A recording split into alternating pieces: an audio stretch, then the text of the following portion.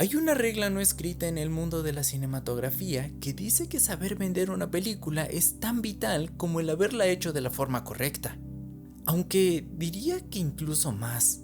¿Cuántas películas geniales no hay que igualmente sean desconocidas? Chicos, vean Piratas del Rock, está buenísima. Los primeros atisbos de marketing cinematográfico se remontan a muchísimos años atrás, con Viaje a la Luna de Georges Méliès, quien puso una muy buena cantidad de carteles anunciando su nueva película. En ellos mostraba la imagen más icónica del filme, esa en donde el cohete quedaba en el ojo del satélite. Esta fue la primera vez que un metraje se promocionó como una historia per se, no como una experiencia momentánea. Méliès prometía una narrativa, algo que le emocionaba bastante y que de hecho se moría por compartir. De hecho, los promocionales que mandó a hacer, que estaban impresos en láminas transparentes, ayudaron bastante en la preservación de esa cinta, porque gracias al desgaste que sufrieron las copias originales, no se pudo salvar por completo, utilizando estas para rellenar los espacios vacíos.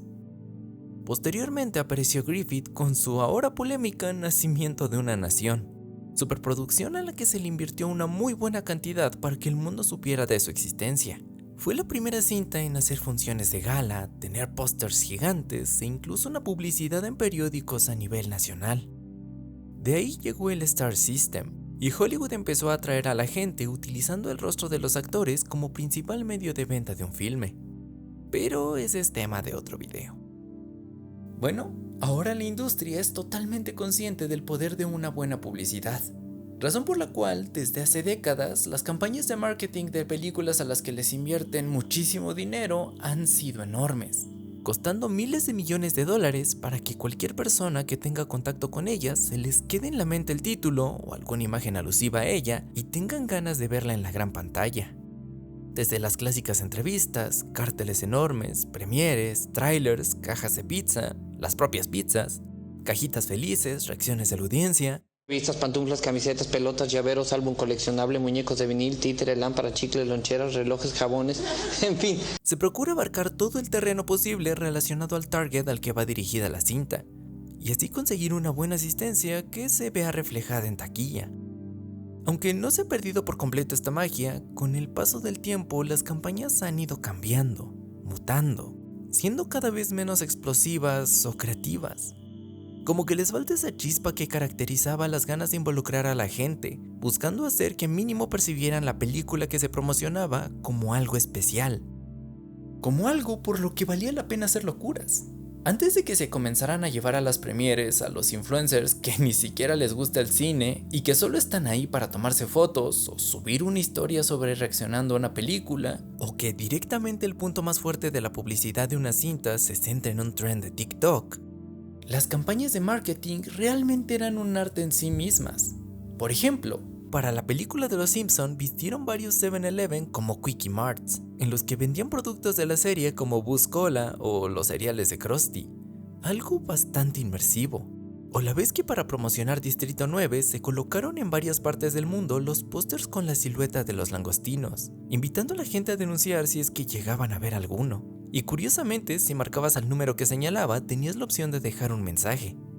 Y así como estos, hay muchos más con una mayor o menor tasa de éxito, pero con una indudable creatividad que evolucionó la manera de hacer marketing.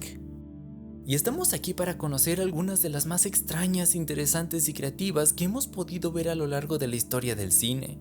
Así que siéntense, prepárense unos pochoclos y espero que lo disfruten tanto como yo al hacer este video.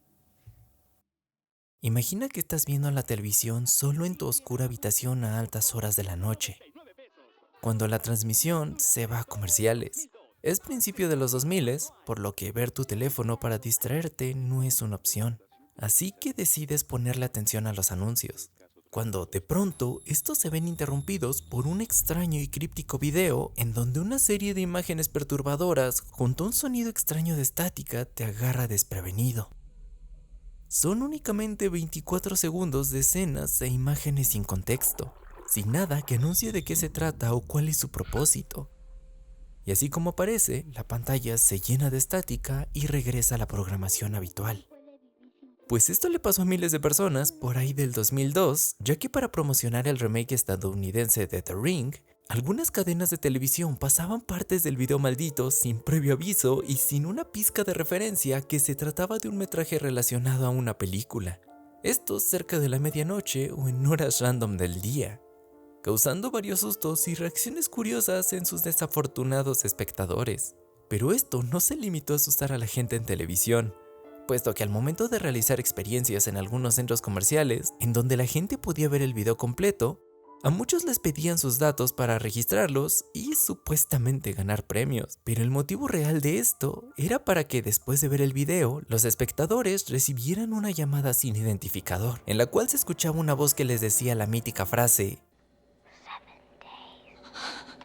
Incluso podías tú mismo enviarle el video a tus amigos, poner en una página web sus números y cuando se registrara que habían abierto el link, también les marcarían para decirles que habían sido marcados.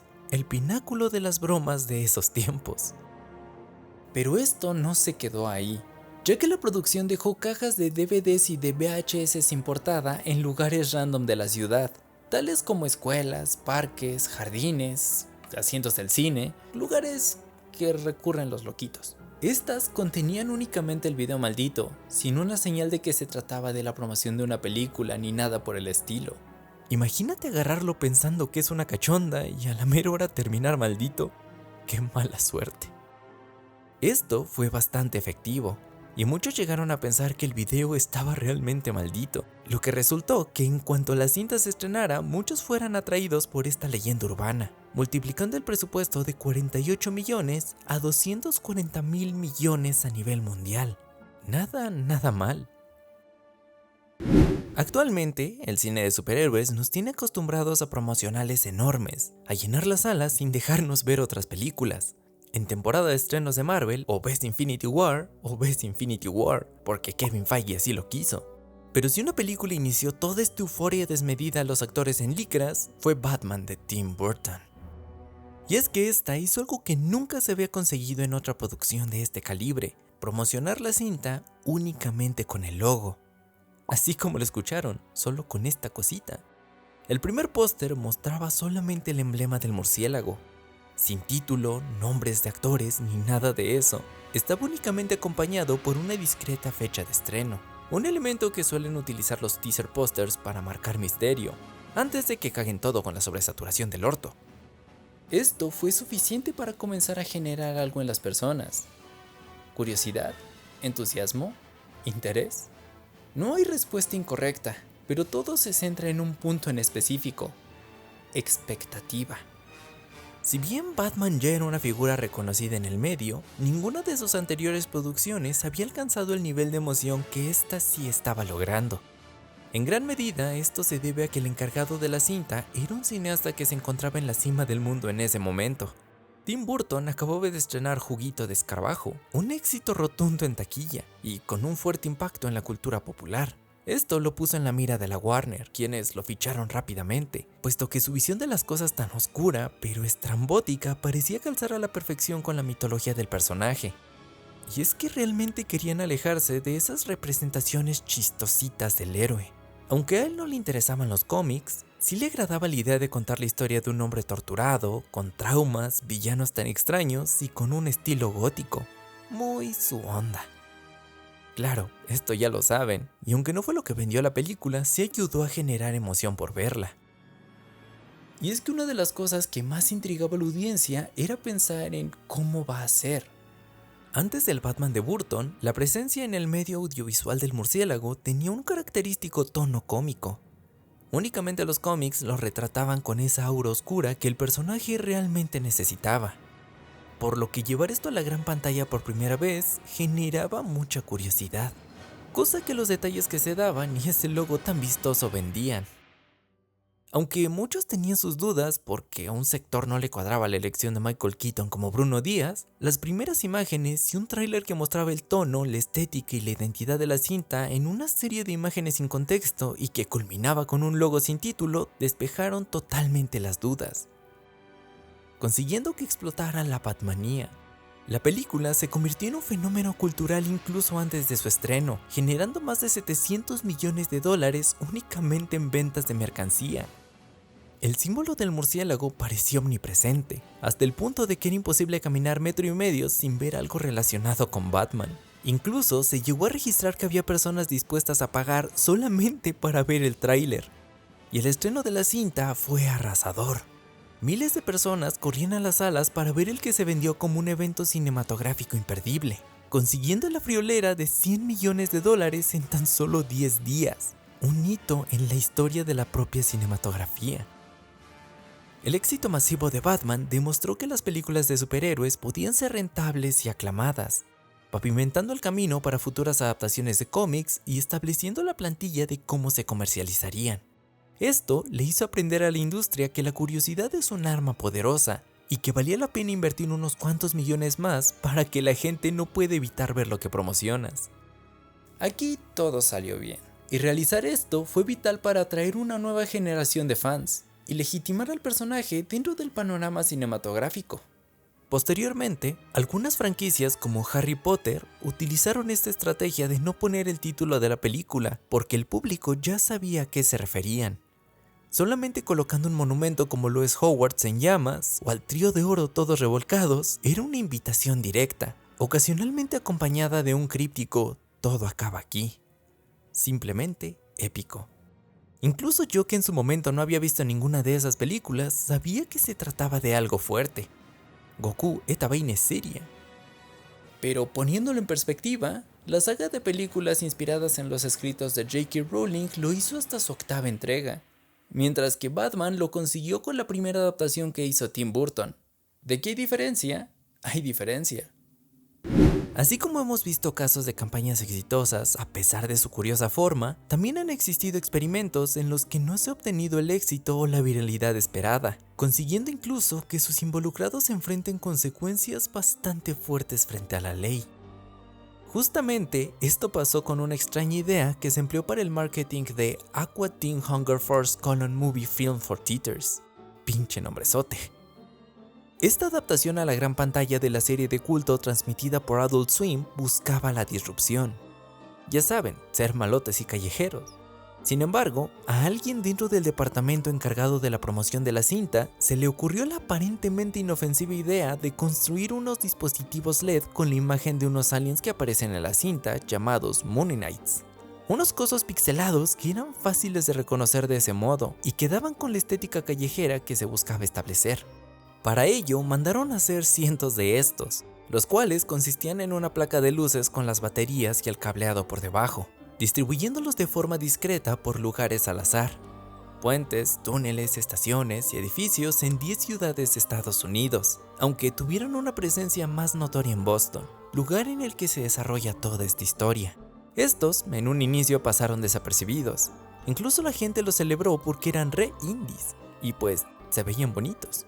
Sin embargo, exactamente un mes después de que se colocaran, un random reportó que había encontrado un dispositivo extraño debajo de un puente en Sullivan Square, llamada que alertó a las autoridades, quienes al inspeccionar el dispositivo les pareció muy extraño por su descuidada manufactura, que aparentemente lo hacía lucir como un dispositivo explosivo casero.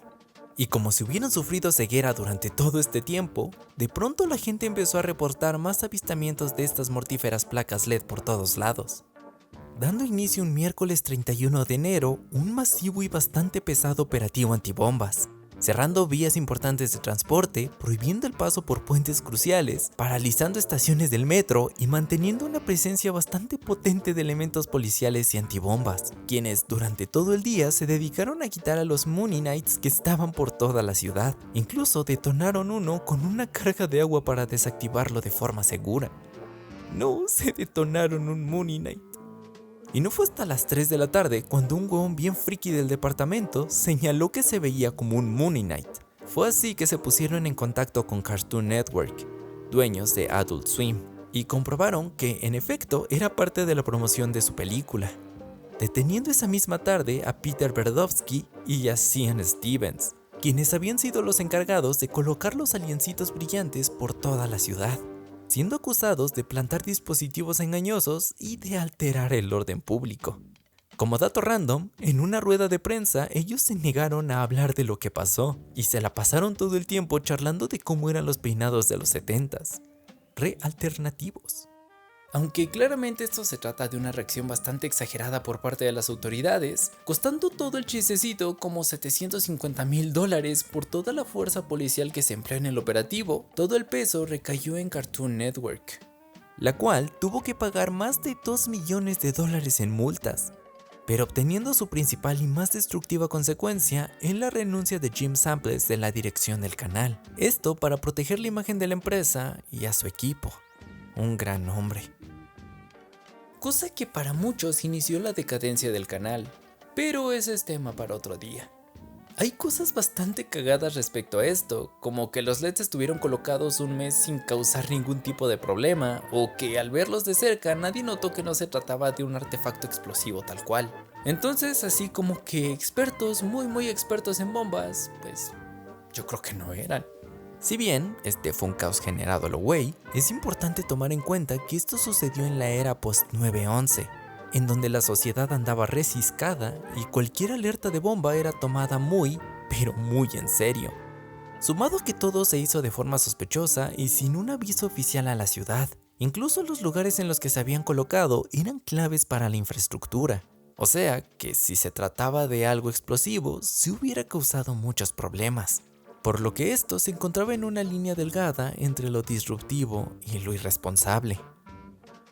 Por cierto, si se preguntan cómo es que esto funcionó para la película, pues esta se estrenó sin problemas, pero fue un fracaso en taquilla. Una lección bastante interesante para aquellos que dicen que no existe publicidad buena o mala, porque ya ven que sí. Alfred Hitchcock fue un revolucionario dentro del cine de suspenso. Sus propuestas arriesgadas, su forma de presentar las situaciones y su manera de moldear la narrativa consiguieron que se inmortalizara como un referente máximo del género. Sin embargo, el bofito no solo tenía buen ojo para el guión, la dirección y las rubias, sino que también lo tenía para el marketing.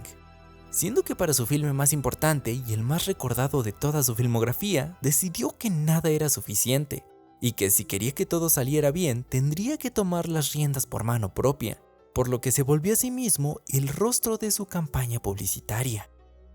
Para empezar, el cineasta lanzó un tráiler bastante extraño de 6 minutos de duración, en el cual él mismo aparecía dándole un paseo al espectador por los sets de filmación, tales como el hotel y la mansión Bates. Aquí no revelaba nada, solo utilizaba el humor para insinuar asesinatos, misterios y situaciones crípticas, gestando el misterio con cada frase que decía. Durante las entrevistas que realizaban, o en cada evento que hacía aparición, solicitaba fervientemente a las personas que vieran la cinta que se abstuvieran de decir spoilers. Años antes de que Thanos demandara tu silencio, un guatoncito en traje había hecho eso mismo, y sin chingos de miles de películas antes.